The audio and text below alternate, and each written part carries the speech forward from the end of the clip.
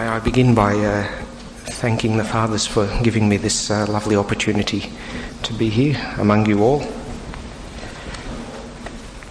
The church looks a bit bigger somehow.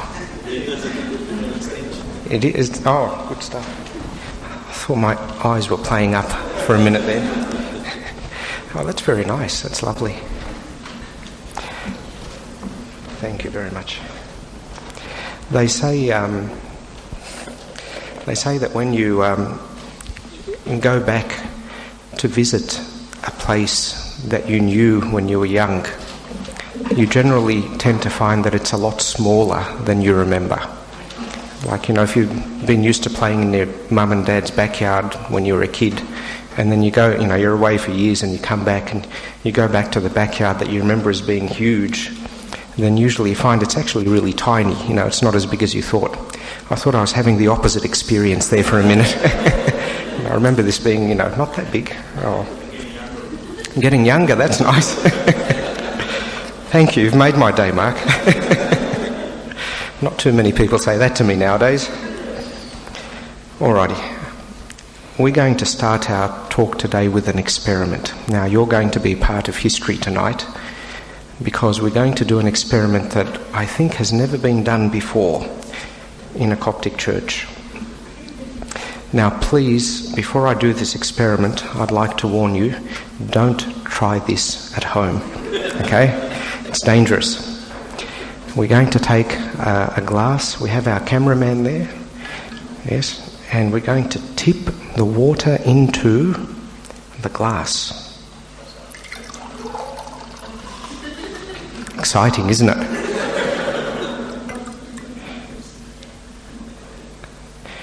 Okay, have we got that there?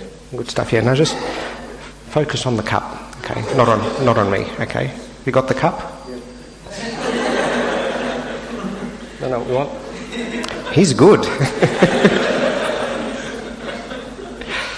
Okay, now what we're going to do, this is lovely clear pure water, isn't it? It just makes you feel like having a drink, doesn't it? You're just sitting there all thinking, I'd like to have something to drink. Now, I was going to use sugar, but I actually found something that's a little bit better. So I brought my own special secret ingredient. And this has been obtained at great risk from my mum's garden. It's a bit of dirt, some soil. I'm going to put the dirt into the water. Now, in the best scientific tradition, I'm going to ask you to tell me, what do you think will happen when I put the dirt in the water? It will sink? Okay, are you ready? Are you watching? Are we getting this on camera? You can all see it because you need a close-up. Okay, here we go. The dirt is going into the water. Now, we're not just going to leave it at that, we're going to stir it.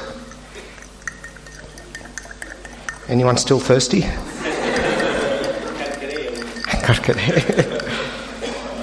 Okay, I think we need a little bit more actually. Let's put a bit more dirt. Oh, there's a few stones and things there. Okay, here we go. A bit more dirt.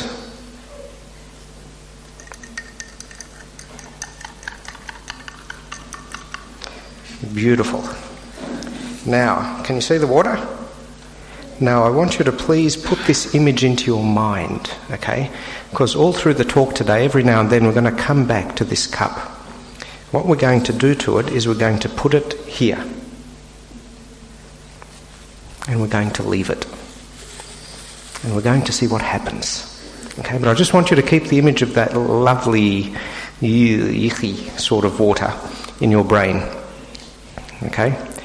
Now, you can turn the camera away and just if you like, every 5 or 10 minutes you're welcome to just sort of have another look at it with the camera and we'll sort of see how it's going.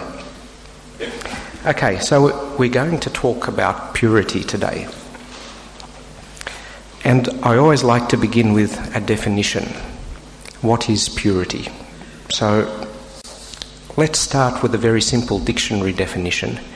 If something is pure, that means that it's had all of the contaminants removed from it. I don't think you would call this cup of water pure anymore. You would agree with me?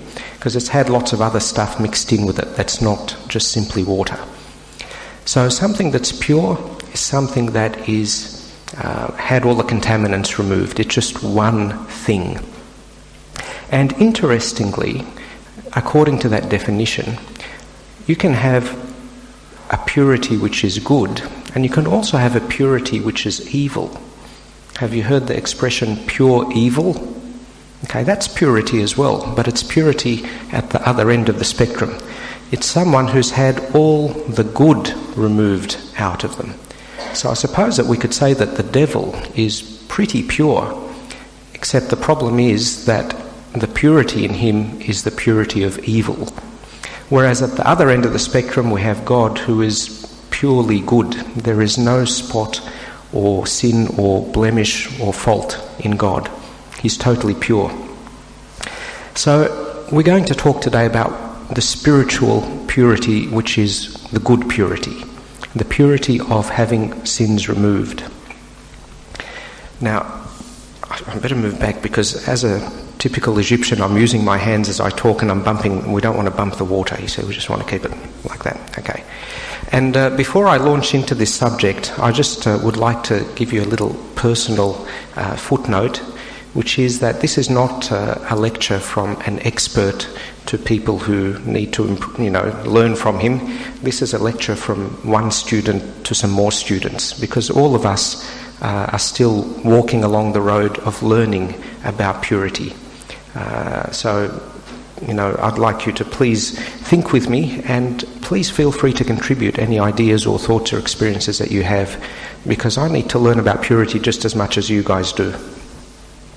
Okay, why is it important to be pure? Why have the Abunas thought of making this a subject? What's the point? What's the good of being pure? Well, I've come up with a few reasons why. The first one is, as we just said a minute or two ago, that God is pure. So if you want to be a follower of God, if that's the decision that you've made, that you want to belong to God, you want to be a Christian, then you have to adopt the Christ-like image. You have to follow in the path that Christ taught us to follow, and that he himself walked, and that was a path of purity. So that's the first thing, that you need to give God your whole heart. Simply being a Christian means to be pure in your motives, because Jesus asked for us to give him our whole heart. Love the Lord your God with all your heart and all your soul and all your mind. So a true Christian is a person who doesn't sort of have, 80% of his heart he's given to God, but he's just kept 20% for himself to use for other purposes, here and there and whatever. You can't be a Christian and do that. Maybe life would be easier if it was possible, but it's simply not an option that God left open to us.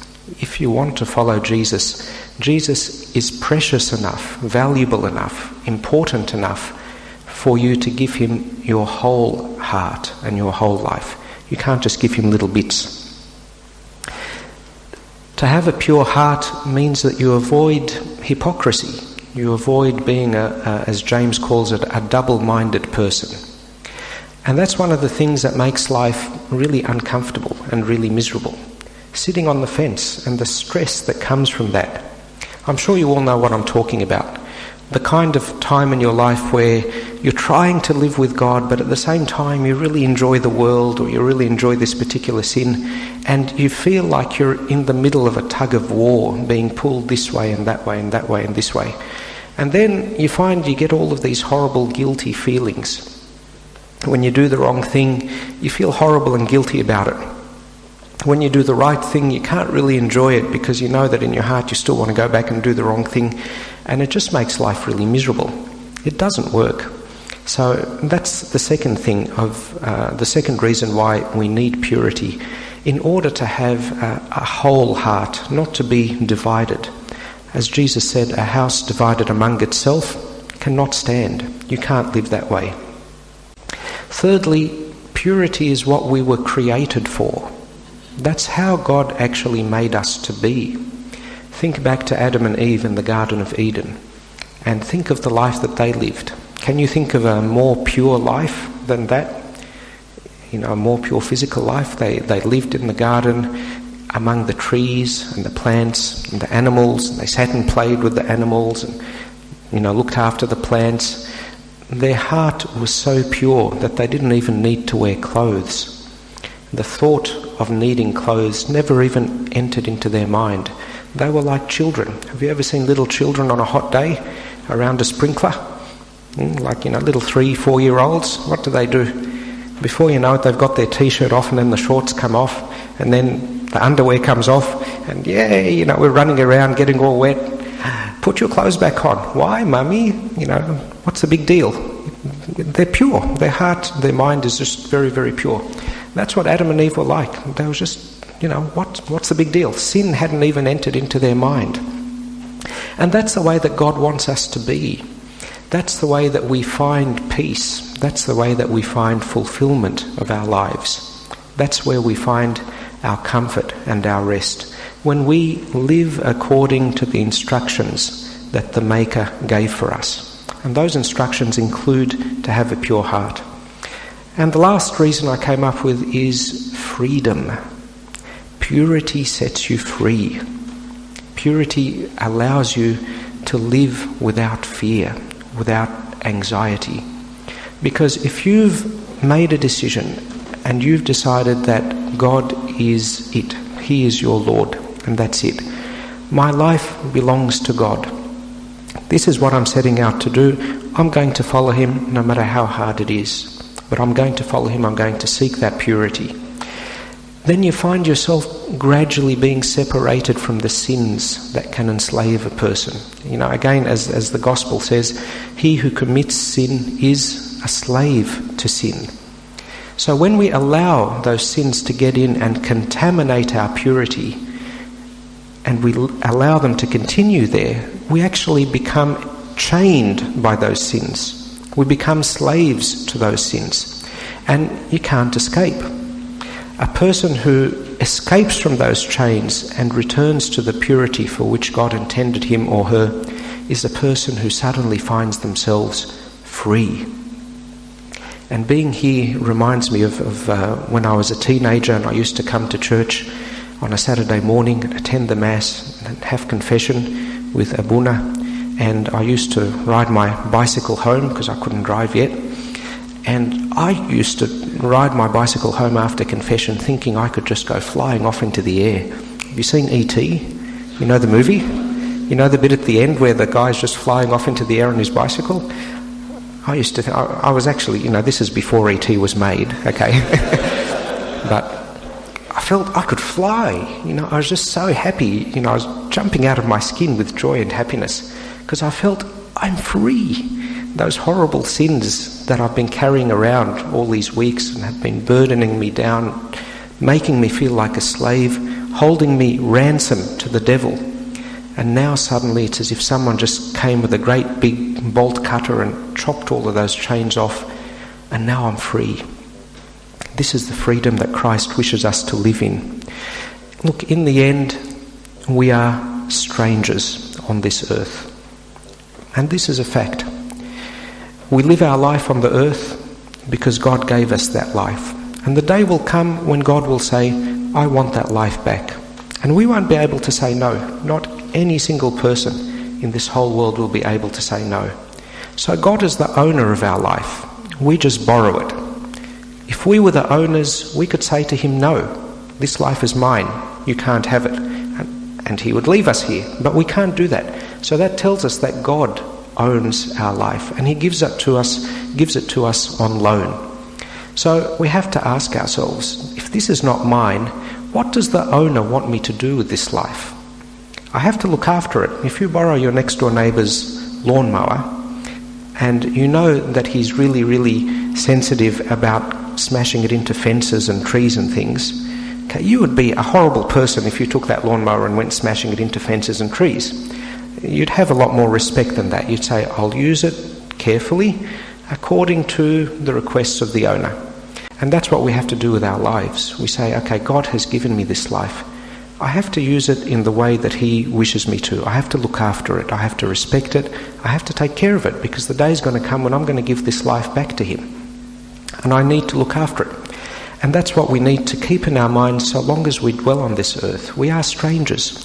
Our real life is not the life that we live here. Our real life is the life that we will live in eternity. So we have to keep our goals clear, and we have to keep our goals pure. That's the easy part. Okay, so far that's good.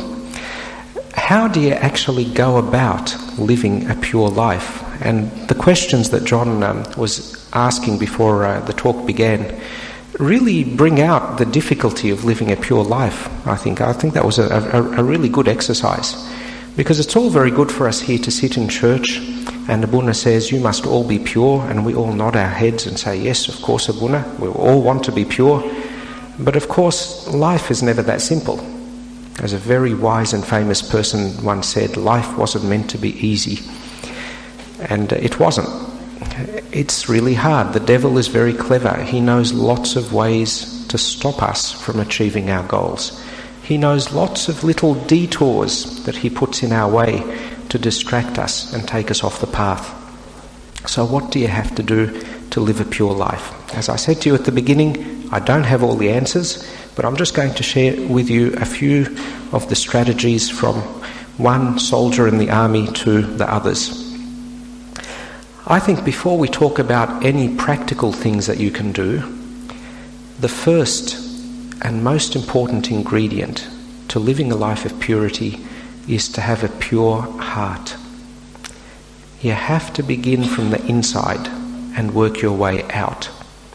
If you try and do it backwards, you might succeed for a while, but you will never succeed permanently.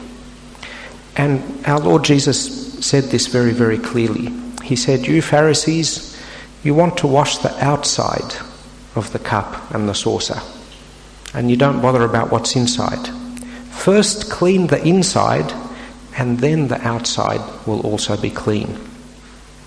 If I don't have a pure heart, and I follow all of those rules that you guys just discussed, okay, I'm not going to go to clubs or parties, I'm not going to drink or smoke or do any of that stuff, I'm going to, switch the television off, I'm not going to go to movies, I'm not going to do this and that and the other, okay? But my heart is still not a pure heart. You know what's going to happen? A couple of things might happen. One is the day will come, and the devil is very clever at making this happen, when I finally say, that's it, I can't do this anymore, I've had it. And that's when you see someone who grew up in church and seemed to be an angel, maybe a deacon and maybe even a servant, and suddenly, after a couple of months, you've known them all their life and you don't see them for a few months, and then you hear, so-and-so has just gone totally wrong. How could that happen? His parents didn't bring him up properly, or the church has failed, or whatever. The reason usually in those situations is because the person never had a pure heart, never concentrated on the inside. All they were doing was trying to do things on the outside. And you just can't live like that forever. The day comes when you can't keep that mask up anymore, and the whole thing just collapses. That's not what God wants us to do. The other thing that can happen is sometimes you can keep on doing that, and then after a while you start finding yourself saying, I'm losing here. Here I am following all the commandments God wants me to do, and I don't have any peace. I'm not happy with my life. And you start questioning and saying, why God? I'm doing everything you asked me to do, but I'm not happy. What's wrong? There is something wrong in what I'm doing. And we start searching and we start wandering and asking, why God? Why? You promised me that if I was with you, I'd be happy. Why aren't I happy? And once again, often that's the reason. If I don't discover that reason, if I don't discover the fact that my heart has not yet become pure, then sometimes what happens is people start doubting their own faith. And this is one of the causes of people becoming atheists. They try to be Christian, but they try it in the wrong way. They try it in a superficial way. And they find that it's not satisfying. Instead of questioning the way that they were approaching it, they start questioning the faith itself. Well, maybe if I'm not happy, maybe Christianity is wrong. Maybe that's the reason why it's not working. And that's not true. Unfortunately, for that person, it's not true. And they might go out and search everywhere. You know the story of St. Augustine, who went and searched for 20 years. During that 20 years, he did a lot of sins. But that wasn't the worst thing. The worst thing was the fact that he was trying to find the truth, trying to find what he needed. Like, the old expression, he had a hole, something missing in his heart, and he couldn't find anything to fill it. And he tried a whole lot of different religions, and none of them ever satisfied him. And amazingly, and this is the amazing work of God, all of that time while he was out searching, God looked at his heart and saw that what he had was a purity of purpose. Because when he was about 14, 15, St. Augustine read a book by one of the old Roman philosophers, and this book said that the most important thing in life was the search for truth. Seek truth above all else. And St. Augustine loved this, and he said, I'm going to make this my motto. I am going to seek for the truth. And unfortunately, for whatever reason, he rejected the religion of his mother and searched in all of these other places. But he was genuinely searching for the truth. And because of this, after he'd gone for that 20 years, eventually God brought him to a bishop called Ambrose, who started to speak to him about Christianity deeply and profoundly rather than superficially. And because of the purity of his heart and the purity of his goal, it immediately clicked, and he said, this is what I've been needing all of this time. This is what I've been searching for. And he, after some initial, fears and anxieties, he embraced it with everything that he had. And after he became Christian, for a while, he started to feel that restlessness again. He started to feel unhappy again. And you might say, well, why? Okay, what else do you want, God? Here he is, he's come back. He stopped being, a pagan and a Manichae and all of these weird things. And now he's come back to your church. Why haven't you given him peace? Says God, this man's heart is so pure that just being a Christian is not enough for him. And God allowed him to have that restlessness and anxiety for a while, until he picked up a verse in the Bible and he read, come on, now is the time for you to leave your sins. Put behind you all of that stuff that you've been doing and come and live a pure life with God. And he said, yes, this is what I'm doing. I've still held on to some of those old sins. I still had some of those old habits in my heart. What can I do, Lord? What can I do to get rid of them? And then God led him step by step to read the biography of St. Anthony that was written by St. Athanasius. And he said, aha, this is what I need. And so he devoted himself and turned his house into a monastery and gathered a few more of his friends who were wanting to follow the same path, and they became monks. That was what God wanted for him. And when did he finally find peace? When he'd lived in that life and followed with God and given up everything, given up all the desires of the world. A monk, as you know, gives up everything. He owns nothing. He has no stake in anything. He even emotionally, he's not attached to anyone. He simply belongs to God. Like he's the most complete image of the stranger on this earth. The person who wanders through the earth having no attachments. And when he did that, that's when he finally found his peace. And that was the answer to the purity of his heart. So, having looked at that example, what is a pure heart? A pure heart is a heart that is pure in its emotions, pure in its motives and its goals. Do you have that kind of a pure heart at this stage? If I were to ask you now to sit down and think honestly, what are my goals in life? What do I want in life? Would you find that they are pure goals? We were talking before about, the resume, and, John sort of saying, come on, everybody has exaggerated at one time or another. Okay, let's just take that as an example. I'm applying for a job. I know there's 100 people applying for it. It's a top job, lots of perks, really good money, doing something I really like. I really, really want this job.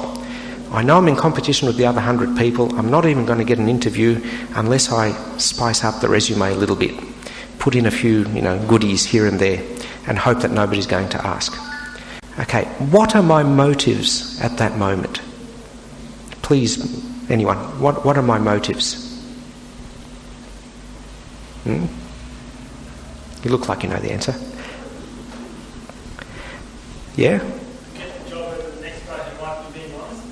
Okay, I want to get the job, even if that means that I leave someone else behind who might actually possibly be better suited for the job than me even. True? But he may have been honest and just put down what he's actually done. I haven't been honest. I've put myself ahead of him. And I'm happy to do that. Why?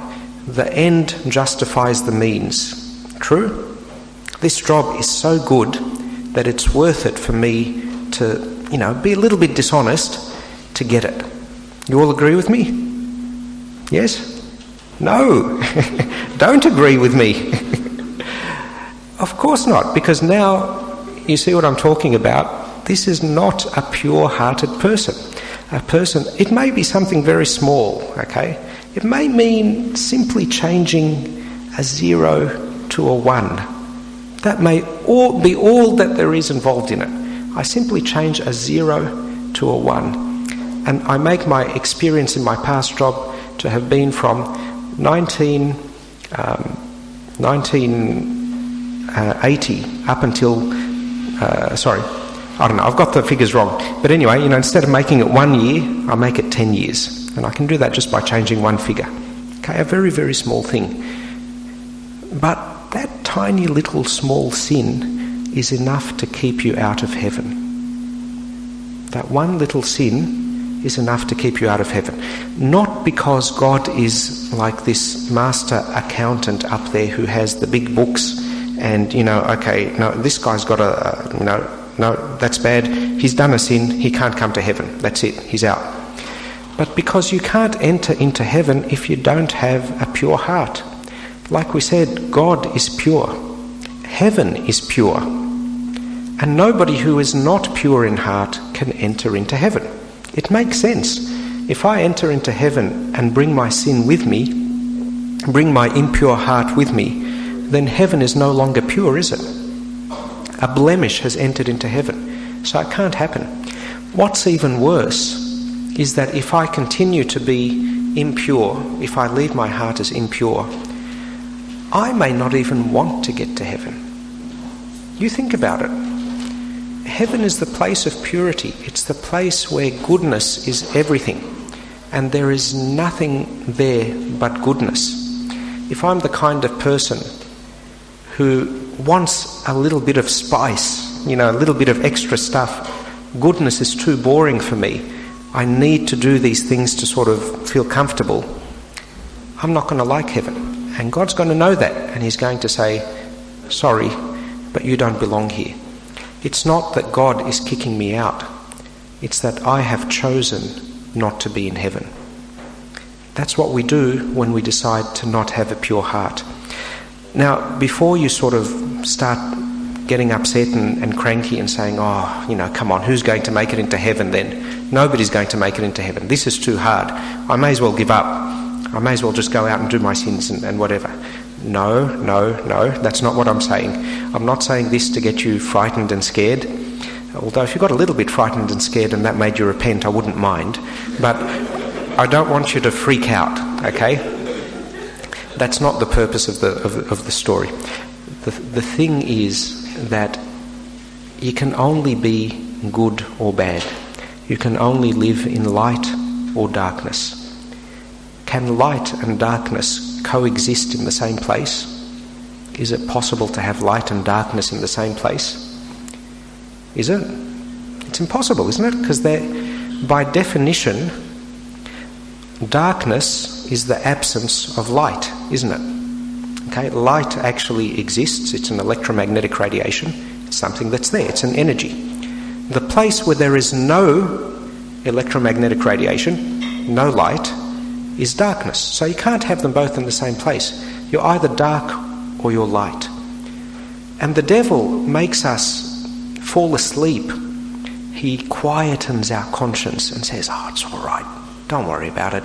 Everybody in the world does this. You know, it'll be all right." And he gives us all these reasons why it's okay to keep a foot in both camps. But the reality is you can't. You just can't do it. You need to have a pure heart that says, "I love God," or "I love the devil." Either I love holiness or I love evil. To put it in the simplest terms possible, either I love good or I love bad. It's as simple as that. And it has to be one or the other. As I'm sure all of you probably have by now, you probably wouldn't be here in church on a Thursday evening if you weren't keen to be on the side of good. But the problem, as you all know, of course, is that once you've decided to do that, what happens is it's never that simple, is it? Because the devil comes along and gives you doubts, the devil makes you fall into a sin, and then you start questioning yourself. You start questioning your motives. Did I really make that decision so firmly? Well, if I did, how can I fall into this sin? Can I tell you one of the verses in the Bible that troubled me the most as I was growing up? I mean, this one really, really bugged me. It really took away my peace.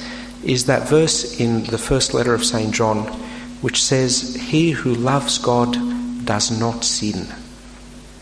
Okay, it's very simple. St. John is really blunt in that letter. He who loves God does not sin.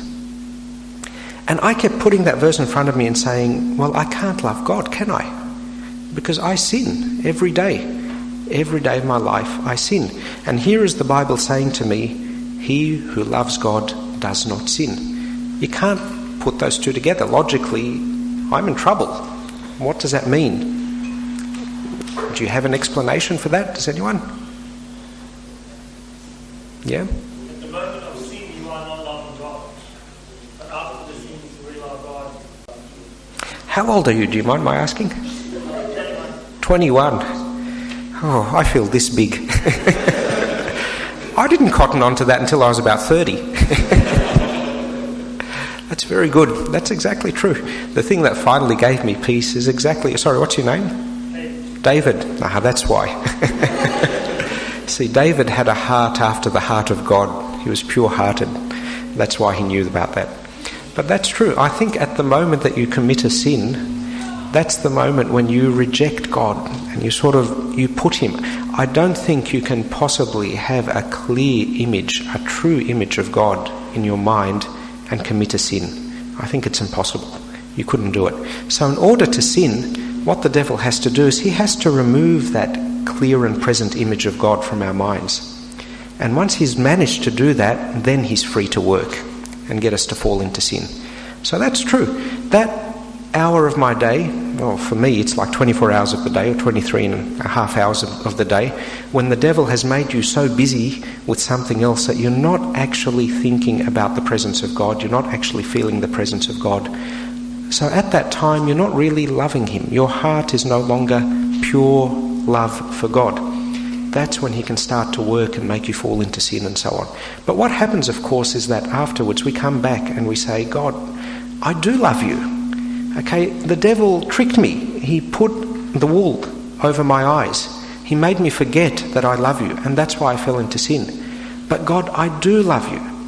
In spite of my human weakness, in spite of the limitations of my concentration, my short attention span, in spite of that, God, I really, really do love you. So I beg you, please forgive me for what I've done and help me to love you more. Help me to increase my attention span. Forgive me for having hurt you and for what I've done to you. But please, God, don't give up on me. Don't leave me. Because if you leave me, who else will I go to? Who else will I find?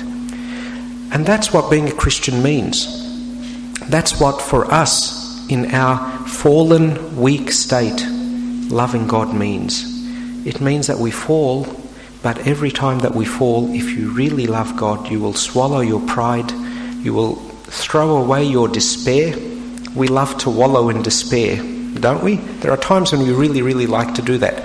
We love to just sit there and say, oh, isn't life terrible? Oh, I'm so horrible, I'm so miserable, I'm no good, I'm never going to be any good at this. And it gets so you really enjoy it.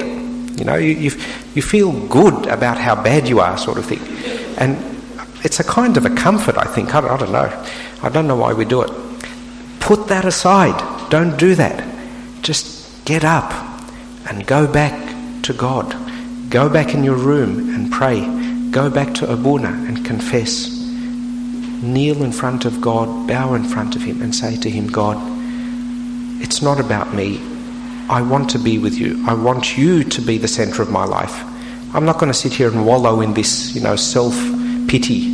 No, I'm going to get up and I'm going to try again. And that's what loving God means. That's what being with God means. Is this microphone making a funny noise, or is it just my ears ringing? Okay, I think I better move it away a bit and see if that helps. I don't know. Good. Okay. One of the other things, I'll just say a little note before we go on to the really, the nitty-gritty of the how of purity. You also need to be careful that you don't fall into the trick of losing the purity of your heart through things that seem to be good. The devil is not always, straight out evil. Sometimes he puts on the disguise of an angel of light. So he doesn't always take away your purity by making you sin an obvious sin. Sometimes he takes away your purity by getting you to do something good, something nice. I'll take an example. Okay, look, here's a nice one. I remember there was once a discussion in a group of servants, amongst a group of servants, about a situation that apparently happened in Egypt. That there was a servant who had to do an art assignment. And part of his assignment was to study various types of advertising. Okay, normal stuff. Okay, so he went and he was walking around the streets looking for something, and one of the things he saw was at the movie theatres there was this beautiful big poster advertising a movie. It was very artistic and lots of different styles and so on. So he was standing there looking at it, really carefully and attentively. And some of his Sunday school kids happened to be walking past, and they saw, Ammu, standing there at the movies looking at this movie advertisement. So they went back, and who did they tell? They told Abuna. Oh, Abuna, you never believe it. Our Sunday school teacher was standing there looking at a movie advertisement. And Abuna called this servant. He said, what are you doing at the movies? Don't you know that you're a Sunday school servant? What kind of an example is this that you're giving? Now, this probably would make... Oh, thanks, John.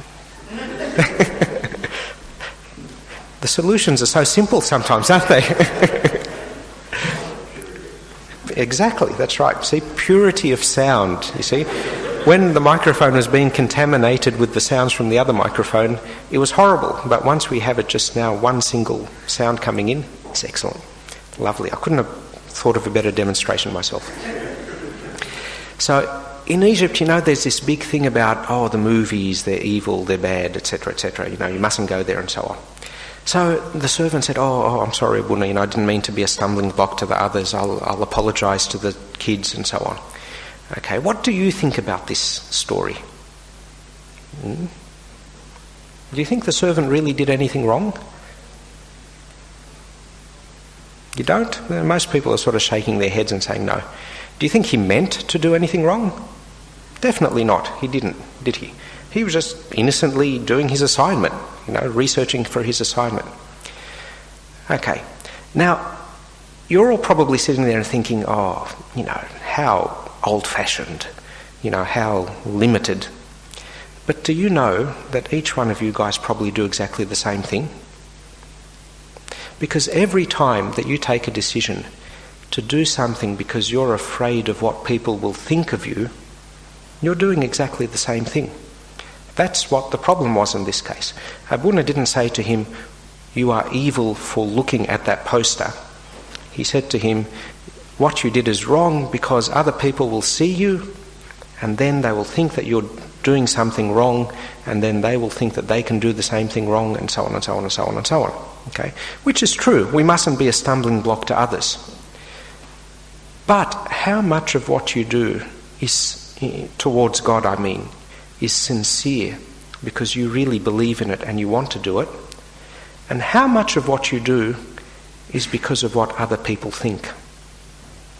Because that's one of those things which is a kind of a really sneaky trick from the devil that he uses to take away our purity. I love to come to the Mass. Wonderful. I just love the atmosphere and so on. Terrific. Okay? One day I wake up and I think to myself, I don't really feel like going to the Mass today, but I'll go because if I don't go, then people will think that I've been lazy. Okay, so I get up and I go to the Mass. Is that ideal? Is that going from a pure heart? Once again, I'll come back and I'll ask you, what are my motives? What's my motive in that situation? What do you think? Yeah, am I doing it for the love of God? Not really, am I? I'm doing it because I don't want people to think I'm lazy. I'm doing it because I don't want my reputation with other people to fall or to collapse or to become worse. But I'm not doing it really out of love for God. Now, if that happens to you, please come to church, don't stay at home, okay? Because when you come, you never know, God might work in your heart and then, you start loving the Mass again and feel good about being here. Anything that brings you closer to God, by all means do it. But what I'm saying is you have to be really, really careful. Because if you allow things like that to increase in your heart and in your life, eventually they take over. And then you've got nothing sincere left. And that's like being an empty shell, like, that guy we were talking about before, the superficial person who just does things on the outside and inside they never feel peace. Well, that's how you get there. So please be very, very careful about that. Okay, before we get into some nitty-gritty stuff, can we have a bit of camera action? Now, we're going to have a look. Before you look, do you remember what it looked like? Remember how yucky and stuff it was? Okay, can we have a look now? And I might, just to help you along, I'll see if we can put a little bit of a white background. I don't know if this will help or not. Now we're going, gosh, it's turned blue.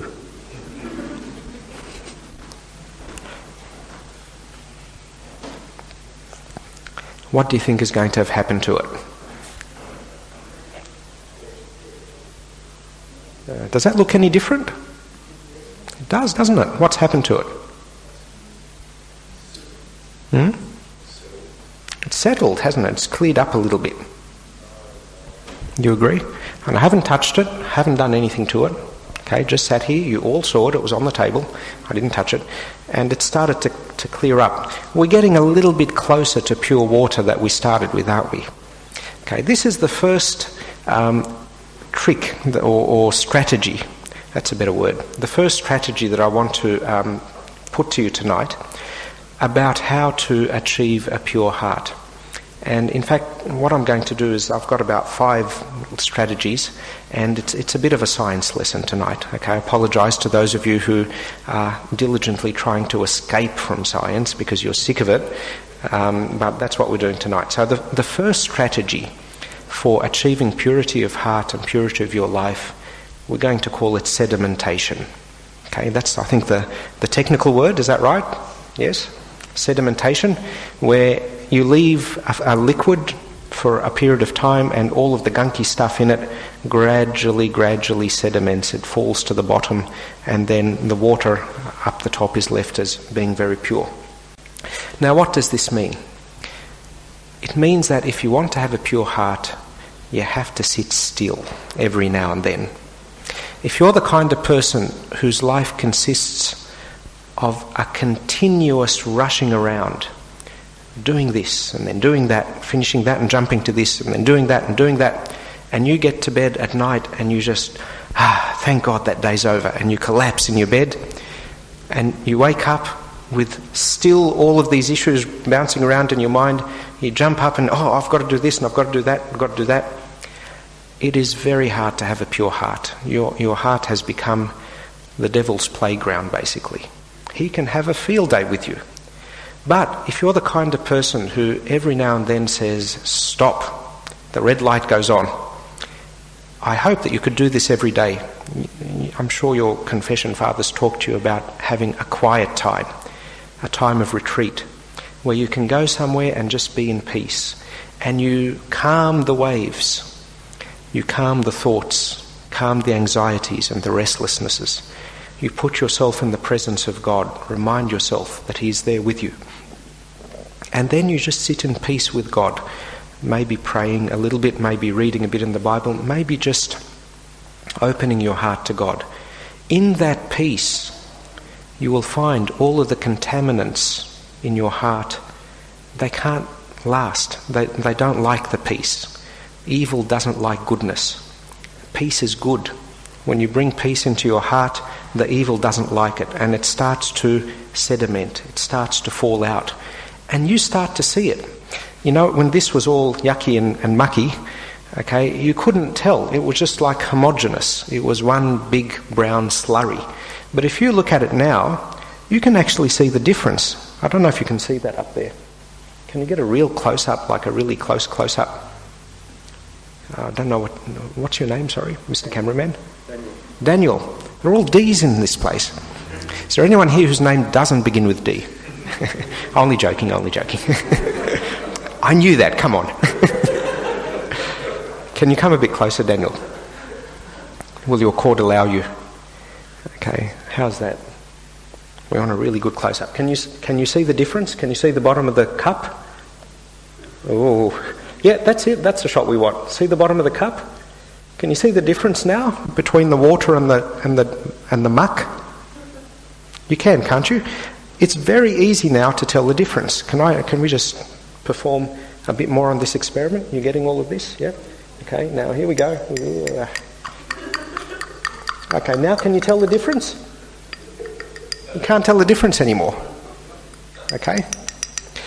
This is what you look like when you're rushing around. Okay? It's like one of those toothpaste commercials, isn't it? What was her name? What was her name? The one who used to put the chalk in the coloured water. Do you remember that ad? Mrs. Marsh, that's her. Yes. And then, she'd put the chalk in the coloured water and pull it out and, break it in half. Anyway. I think we've gone off our topic a little bit there somehow. I don't know how that happened. Okay, so when you sit there in peace, you get to separate the good from the bad, and you get to purify your heart and purify your actions, because during that time of peace, you come back to your goals, your pure motives, and you're able then to build a strategy and think, okay, this is what went wrong. Now I understand this is what I did wrong today. So tomorrow, this is how I'm going to do it. And you build a strategy. So if you don't stop and have that time of peace, you're not going to have time to think about these things. But if you do, then you actually can think ahead and plan what you need to do. Okay, the second one, you can sit down, thanks Daniel. The second one, and I'm not going to do a demonstration on this one, is fire. Okay, fire is something that purifies things. So if you, say, all the recycling and stuff that goes, actually maybe that's not a good example. But if you have, say, a metal that's been mixed into a whole lot of burnable stuff, then you burn away the burnable stuff and all you've got left then is the metal, which doesn't burn. For example, that's how they purify gold, that's how they purify silver, or they used to in the old days. I don't know if they still do it now. And the idea being that because the gold doesn't just burn away, when you apply the fire to it, all the impurities will burn away and all that you'll have left is the pure gold. If you're ever caught in the desert or on the ocean, you're shipwrecked in the ocean, and you're dying of thirst, what do? Come on, guys, you're about to die. What are you going to do? You're going to die? What? Why are you shaking your head? Yeah, you're going to die. If you drink the seawater, you're going to die. So what do? Come on, this is basic survival techniques. Yeah, someone knows up the back there. Yes, no, the gentleman whose name doesn't begin with D, the one in the black jacket.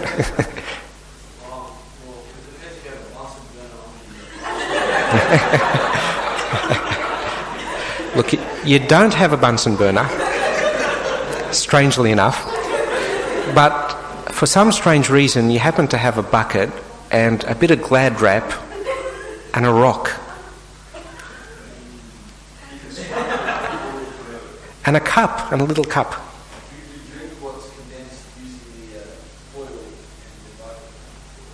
Yeah, that's it. Sort of, yeah. Okay, see what you do, you get the bucket, you fill it up with seawater. Okay, you get a cup, an empty cup, and you put it in the middle.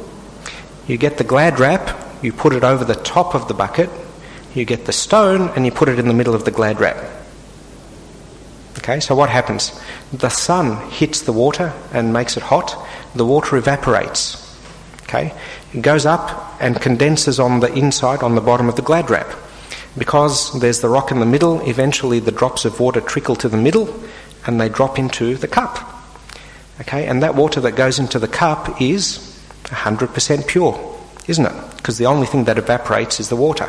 Eventually all you'll have left in the bucket is salt. Okay, and that's true. So if I've saved your life, okay, if you are shipwrecked one day, please remember to say, please God, pray for me, in other words, and say, please God, help him because he saved my life. Okay, and the other trick, the other important lesson is if you're going on a ship, make sure you take a bucket, some glad wrap, a rock and a cup with you. Okay, so what happens? The heat has purified the water.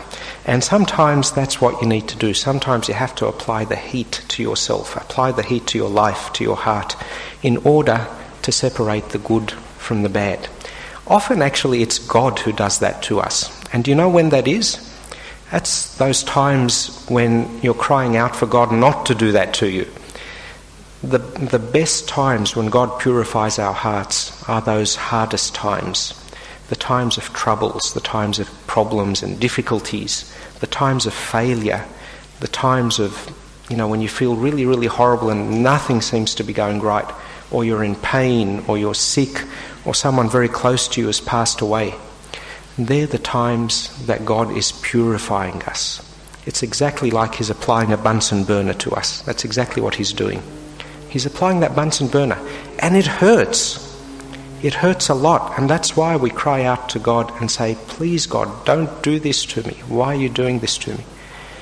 But God knows. He wants you to have a pure heart. And that's, St. Paul mentioned that in one of his letters, and he said that you should be like gold that is purified in the fire.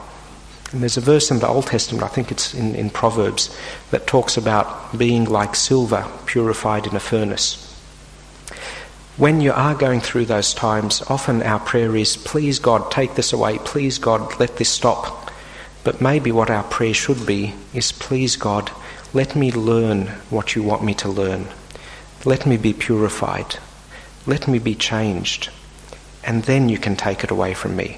But what I ask from you in the meantime, God, because I'm weak, please give me the strength to be able to bear the fire and to be able to stick through it and to continue through it until I learn the lesson that you wish me to learn. Okay, the third one is a bit of a medical one. I'm going to call it quarantine. And that's the one that most of you were talking about earlier on when we're having all of those questions. But you'll notice that it's only one of the strategies. It's not the be-all and end-all of purity. But yes, quarantine is a big help. Build an environment around yourself that encourages you to good rather than to evil. Okay? It's very simple. I'm sure if the other Abunas were here, they would agree with me, even if I'm a priest. But if I sit every day and watch 6 hours of violence and, violent movies and bloodshed and, horrible stuff like that, sooner or later, that's going to affect me. That's going to disturb me. Okay, nobody is, that strong. Whereas on the other hand, if I spent 6 hours a day, if God gave me the grace to do this, and I spent 6 hours a day praying and reading my Bible, my heart would sooner or later change, no matter how hard that heart is. One of the lovely things about Passion Week in our church is that part of the rite is that we read a whole gospel on each of 4 days of the Passion Week. And I don't know if you've ever had a chance to do it. I've only done it once, I have to be honest, in my life. And it was such an eye-opening experience. It really, really was. Because up until then, I had never actually sat down and read a gospel like you read a novel, from beginning to end. And it just changed the way I was thinking completely. There were so many bits and pieces that I'd never put together before. And now I understood how they fit together. But not only that, by the end of it, I felt like I was living in the world of the apostles. You know that feeling? Like when you've sort of read Lord of the Rings, you've spent 3 or 4 hours because you just couldn't put it down, reading, and then you put it down and, you almost want to go out and, hide the gold ring which is around the chain, on the chain around your neck, and, you're looking out for orcs around every corner, and, because you've really just got into it. And the same thing happens if you put good things around you, if you put holy things around you. Eventually that seeps in and it gets into you, and it does change your attitude. Now you may say, oh come on Abuna, this is like a kind of brainwashing or something, What do you want to brainwash us? You just want to put us somewhere and, have all this stuff bombarding us and wash our brains? Well, I've got news for you. You're being brainwashed every day, whether you like it or not. Unless you live, in a closed room and have no contact with the outside world, every day you are being bombarded with people and ideas who want to brainwash you. There are people who want to brainwash you into eating Mars bars. There are people who want to brainwash you into, going to Luna Park or, taking an overseas trip to London. Every day people are subtly and clearly trying to get you to think the way that they want. Whether you like it or not, if you live in this world, that's what's happening. So why not choose the influences that are going to influence you? Why not choose them to help you to achieve the goal of your life, rather than to achieve the goal of, an advertising executive or a money-hungry businessman? Choose the ones that will help you achieve eternal life, and put those around you. Is there anything wrong with watching television? Nothing at all. Watch television as much as you want. But ask yourself, is this time that I'm giving to television, is this going to help me achieve my goal of being with God and loving God? Or is it going to take me further away? The moment that the answer to that question becomes, it's taking me further away from God, that's the moment when you have to say, stop. And you shouldn't need someone to tell you that. You guys are not little anymore. We do that with little kids because they can't choose their environment for themselves, so we choose the environment for them. And we try and put a nice environment around them. But when you grow up, you choose your own atmosphere. You choose what you want to have around you. So it shouldn't come from anyone else. It should come from you. It should be your decision. Fred's story about the movies was wonderful. He reminded me of another story I heard about some youth who attended a fundraising event that was held by a group that sort of, all the members are from church, but it's not actually attached to church. And they had a fundraising dinner one evening. And these youth, out of the goodness of their hearts, wanted to help the poor. So they got their tickets and they turned up. And they walked in and they found that there was a disco happening, and bright lights and music, and there was alcohol being served and so on. What did they do? They turned around and they walked out. Very, very simple. Nobody told them to do it. Nobody said, you naughty people. They didn't do it because they were afraid to be seen there. It's a very simple question. Is this going to help me love God more, or is it going to take me away from God? And at that moment, they felt that that atmosphere was going to take them away from God. And so they did the only thing they could if their motives are pure, which is to turn around and to walk out. I'm sitting there watching television by myself. Nobody's in the house. I'm all by myself. I'm watching a really interesting movie. And along comes, the usual scene with, sexual references and nudity and all that stuff. Nobody can see me. Nobody knows whether I watched it or not. I ask myself, what is my motive in life? What is my goal in life? Is my motive pure? Is my love for God greater than my love for the world? And if it is, then I myself will say, this isn't going to help me. This is going to set me back 3 years in my walk with God. And I've worked too hard for me to get set back so easily. I'm changing the channel. Or I'm turning off the television altogether. Okay? Nobody told you to do it. It wasn't out of guilt or, you're afraid what people will think or whatever. It's a very simple thing. I want to achieve my goal. Whatever helps me, I will do it. Whatever hinders me, I will stay away from it. The fourth one, I couldn't think of the right word for this. Maybe someone can help me. But I've called it chemical exchange. Now let me explain what it is, and hopefully someone might be able to tell me the proper word for it. You know those chemical reactions? I can see you all grimacing and saying, come on, Abuna, we hate chemical reactions. Why are you doing this to us? Okay, you know those reactions where you'd have a cup which has a certain compound in it, okay, which is made up of two things. Now maybe, I don't know, carbon, no, not carbon, whatever. See, I've forgotten them all now. It's terrible. What's a nice copper sulfate, say, okay? It's made up of copper and sulfate together, and they're stuck together. And what you do is you find another element which likes sulfate more than copper does, or sulfate likes it more than the copper does. So, I don't know, does anyone know a true element? If you don't, I'll make one up. Yes? No? Okay. So, you take your test tube of Davidium and you pour it into the cup. And what happens? The colour of the thing changes because all the Davidium gets in and kicks out all of the copper, because the sulfate likes the Davidium more than it likes the copper. So all the copper gets kicked out and it sediments, and then what you have left now is pure Davidium sulfate. Okay, how does that happen in our lives? It's very simple. A stronger attraction kicks out a weaker attraction. So if you want to have a pure heart and live a pure life, find things that attract you more strongly than sin. Now, what do I mean by that? I mean, don't accept your relationship with God to just stay at one level. God is really beautiful. I can't emphasize that enough. If we were to see God, I think we would just stand there, our jaw would drop, and we would just stare at him, probably for all of eternity, because he's just so absolutely, overwhelmingly beautiful. And what do we do with that beauty? We come every Sunday to church. I hope you don't do this, but I'm saying this can be what happens.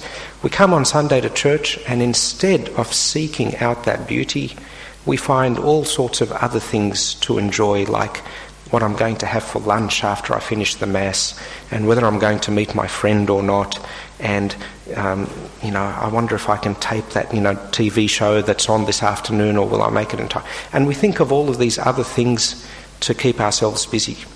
And all the time, this incredibly beautiful Lord is there on the altar, offering himself to us, and we're just not paying any attention. We're just not even thinking about him. Isn't that crazy? Isn't that stupid?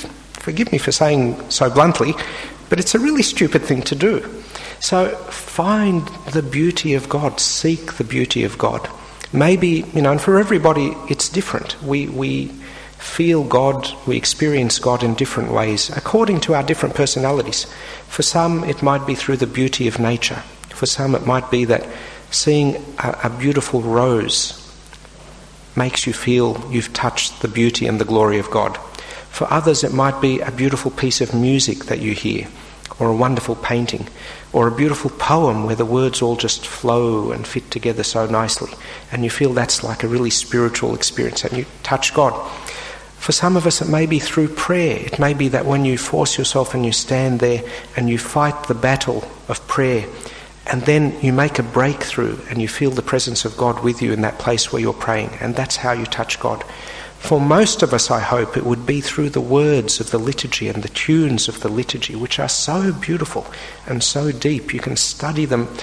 Look, I've been a priest for about 14 years, and every Mass I pray, I'm not kidding to you, every Mass I pray up until now, I still see something new in that Mass that I'd never seen before.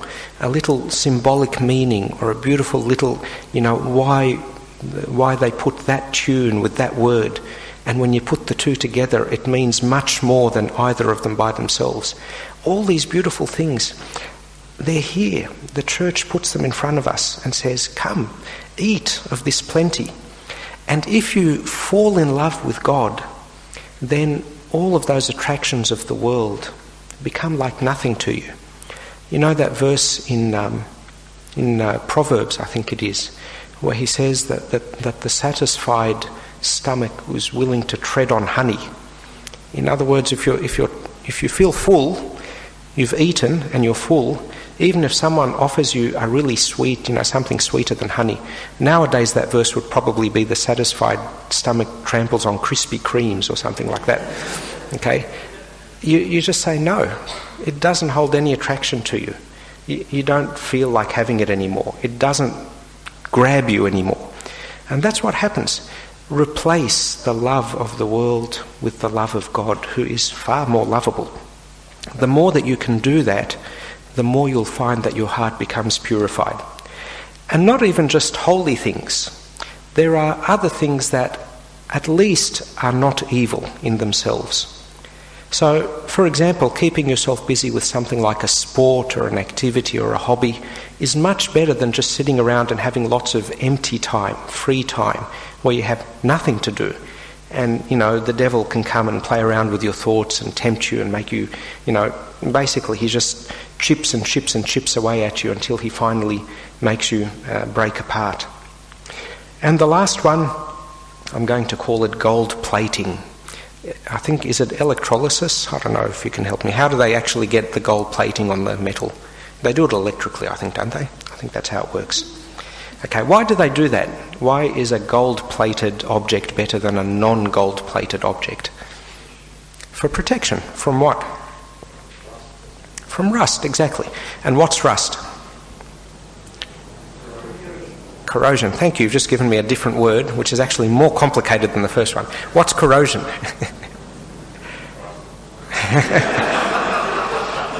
Yes. I think that's telling me I've gone overtime, isn't it? It's like all the brains have gone to sleep. This is the last point, I promise you. What happens in rust? Electrons are lost, are they? Okay, I didn't know that actually. All I know is I think it has something to do with the oxygen in the air, doesn't it? The oxygen in the air reacts with the metal, and they form an oxide.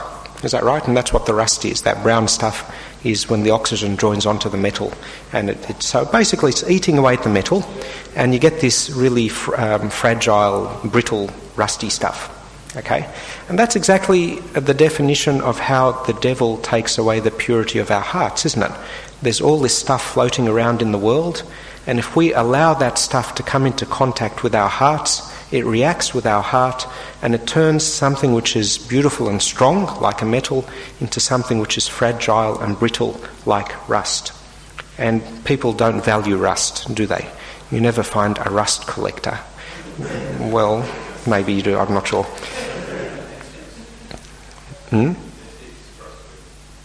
For antiques, yes, that's right, antiques, that's true. But that's like artistic rust, you never find someone who goes around with a jar collecting rust, because it's not valuable. And that's what the devil does. He takes our valuable, precious heart, which is so valuable and precious to God, and he turns it into worthless junk, basically, by corrupting it, by making it impure.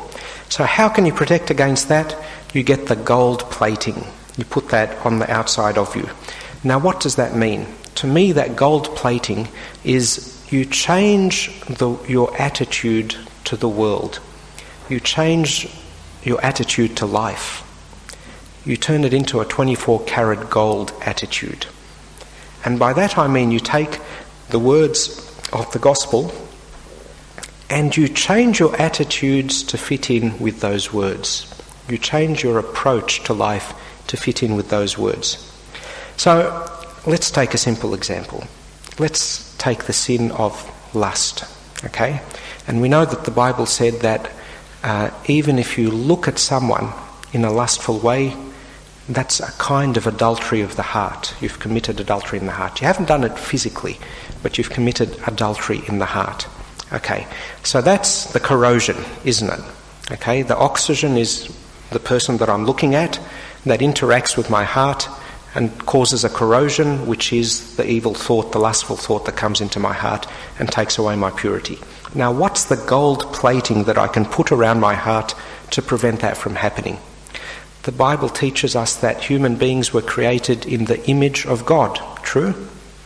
Okay, so when I look at that person, instead of seeing something worthy of attracting lust, I can see something worthy of attracting glorification of God.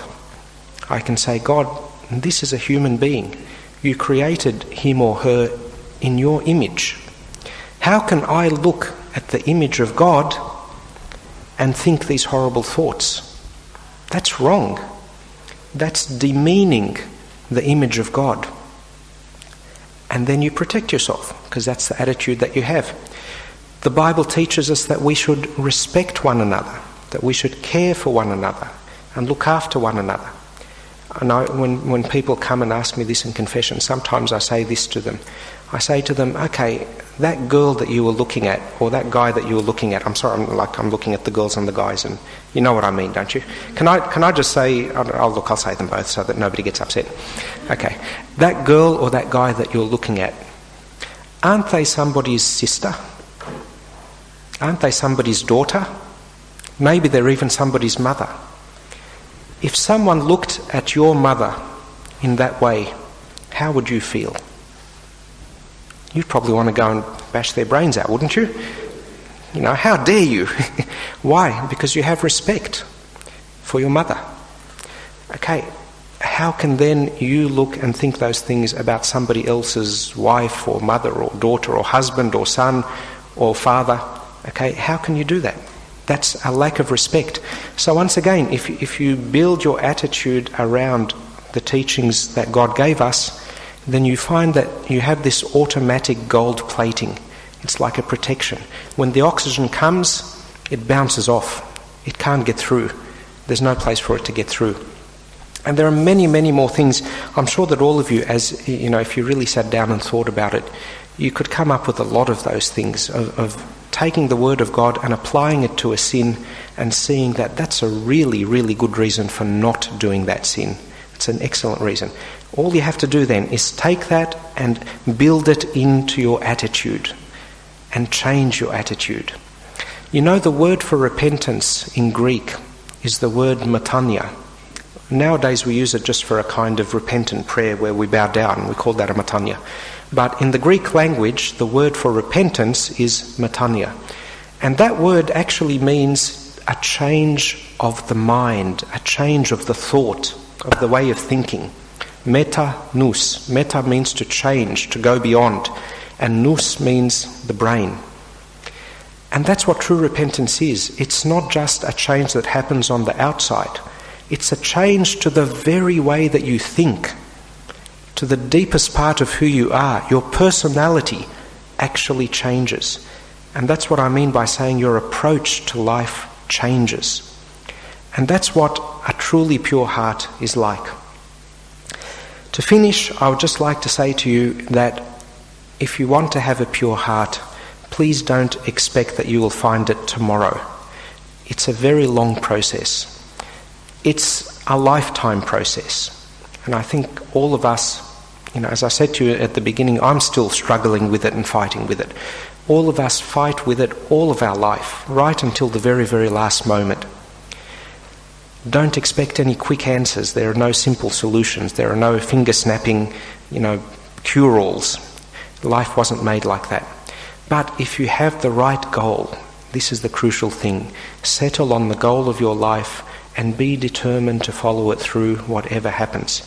If you do that and you seek the grace of God to help you, and the advice and the counsel of your fathers and servants who look after you, be sure that although it's a very long and hard battle, you can be equally sure that at the end you are going to be on the victorious side, and you will be a winner. You will succeed. And glory be to God forevermore. Amen.